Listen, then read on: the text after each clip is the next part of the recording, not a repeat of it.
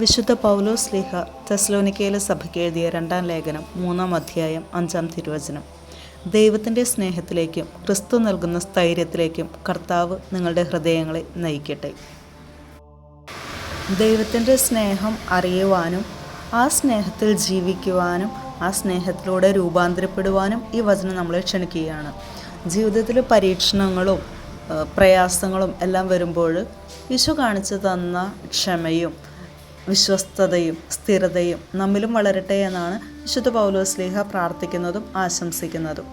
ദൈവത്തെ വിശ്വസിച്ച് മുന്നോട്ട് പോകുന്നവരുടെ ജീവിതങ്ങളിൽ, അവരുടെ ഹൃദയങ്ങളിൽ ദൈവം ശരിയായ വഴിയിലേക്ക് നയിക്കും.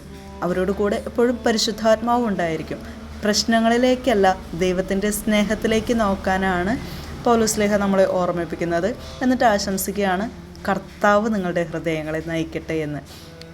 അതൊരു വലിയ ആശംസയാണ്. നമ്മുടെ ഹൃദയങ്ങളെ ഭരിക്കേണ്ടത് നമ്മുടെ പ്രശ്നങ്ങളോ ടെൻഷനോ നിരാശയോ ഒന്നുമല്ല. നമ്മുടെ ഹൃദയങ്ങളെ ഭരിക്കേണ്ടത് നമ്മുടെ ഹൃദയത്തിൻ്റെ നാഥനായ ദൈവം തന്നെയാണ്, ഈശോയാണ്. പുതിയ ധ്യാന ചിന്തകളുമായിട്ട് നമുക്ക് നാളെ കേൾക്കാം. അതുവരേക്കും ഈശോ നിങ്ങളെ സമൃദ്ധമായി അനുഗ്രഹിക്കട്ടെ. നിങ്ങളുടെ ഇഷ്ടം തരാൻ മറക്കരുത്. ഒപ്പം നിങ്ങളുടെ പ്രാർത്ഥനാ നിയോഗങ്ങൾ കമൻറ്റ് ചെയ്യണം. നമുക്കൊരുമിച്ച് പ്രാർത്ഥിക്കാം. ഈശോ നമ്മോട് കൂടെ എപ്പോഴും ഉണ്ടായിരിക്കട്ടെ. ആമേൻ.